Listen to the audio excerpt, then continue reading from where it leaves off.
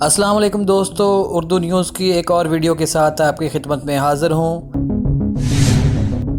دوستو، پاکستان کے وزیر اعظم عمران خان کے ساتھ ملاقات میں امریکی صدر ٹرمپ کا کہنا تھا کہ وہ چاہیں تو 10 دن میں افغانستان کو دنیا کے نقشے سے مٹا دیں، لیکن وہ 1 کروڑ لوگوں کو مارنا نہیں چاہتے۔ صدر ٹرمپ کی اس دھمکی نے پوری دنیا میں ہلچل مچا دی ہے۔ دفاعی ماہرین کا کہنا ہے کہ وہ ایٹم بم ہی ہے جو 1 کروڑ انسانوں کو مار سکتا ہے، اور کیا امریکہ افغانستان پر ایسا کرنے کا سوچ بھی سکتا ہے؟ دوسری طرف عالمی امور کے بعض ماہرین نے خدشہ ظاہر کیا ہے کہ صدر ٹرمپ نے دراصل یہ دھمکی ایران کو دی ہے۔ افغانستان سے امریکہ اپنی فوجیں نکال رہا ہے اور اب ایران کا نیا محاذ کھولنے کی کوشش کر رہا ہے۔ اگر ایران کے ساتھ جنگ ہوئی تو اس کے اثرات نہ صرف اس خطے پر بلکہ پوری دنیا پر پڑیں گے۔ ان ماہرین کا کہنا ہے کہ صدر ٹرمپ شاید ایران کو بھی بتانا چاہتے ہیں کہ امریکہ اپنے مفادات کے تحفظ کے لیے کس حد تک جا سکتا ہے۔ پاکستان کا موقف واضح ہے، وہ خطے میں جنگ نہیں چاہتا۔ پاکستان کی اولین کوشش ہے کہ مسائل کو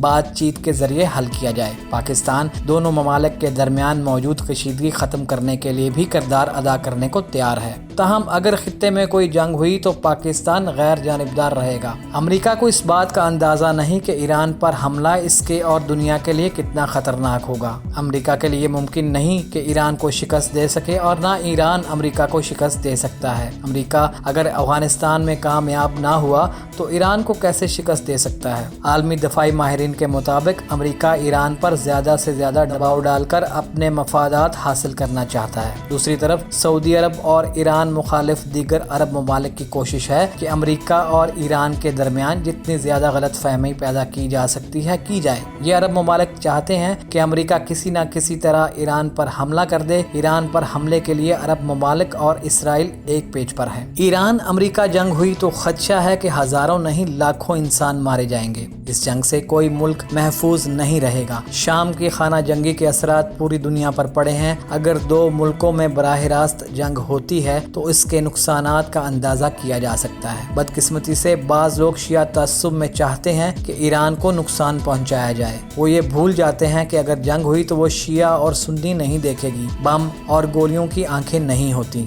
امریکہ کے لیے شیعہ اور سنی کا کوئی فرق نہیں ہے۔ اسے نہ سنی طالبان اور سنی جہادی تنظیمیں قبول ہیں اور نہ ایران کی حمایت یافتہ حزب اللہ۔ امریکہ کو اپنے مفادات عزیز ہیں اور اس کے تحفظ کے لیے کچھ بھی کر سکتا ہے۔ امریکہ اور ایران کے درمیان تند و تیز جملوں اور دھمکیوں کا کئی مرتبہ تبادلہ ہو چکا ہے۔ امریکہ نے ایران کو ختم کرنے کی دھمکی دی، جس کے جواب میں ایرانی وزیر خارجہ محمد جواد ظریف نے کہا کہ امریکی صدر ڈونلڈ ٹرمپ کے نسل کشی کی دھمکی پر مبنی بیان سے ایران ختم نہیں ہوگا۔ جواد ظریف نے ٹویٹر پر لکھا ہے کہ ایرانی 1000 صدیوں سے کھڑے ہیں جبکہ تمام جارحین کا خاتمہ ہو گیا۔ معاشی دہشت گردی اور نسلی تطہیر کے بیانات سے ایران کا خاتمہ نہیں ہوگا۔ اسی طرح افغانستان میں روسی فوجوں کے بعد امریکی فوجوں کو بھی مزاحمت کا سامنا کرنا پڑا۔ جس طرح روس کو شکست ہوئی، امریکہ بھی افغانستان میں شکست کھا چکا ہے، لیکن امریکہ چاہتا ہے پاکستان اسے افغانستان سے نکلنے کا باعزت راستہ دے۔ اس کے لیے افغان طالبان سے مذاکرات کیے جا رہے ہیں۔ پاکستان کا مفاد بھی اسی میں ہے کہ افغانستان میں امن قائم ہو۔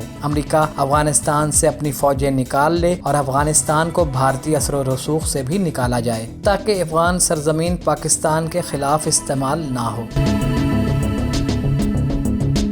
دوستو، اگر آپ کو ہماری یہ ویڈیو پسند آئے تو اس ویڈیو کو لائک اور ہمارے چینل کو سبسکرائب ضرور کیجیے، اور کمنٹ باکس میں جا کر اپنی قیمتی رائے سے ہمیں آگاہ کیجیے، اور ہماری اگلی ویڈیو آنے تک آپ کا، میرا اور ہم سب کا اللہ حامی و ناصر۔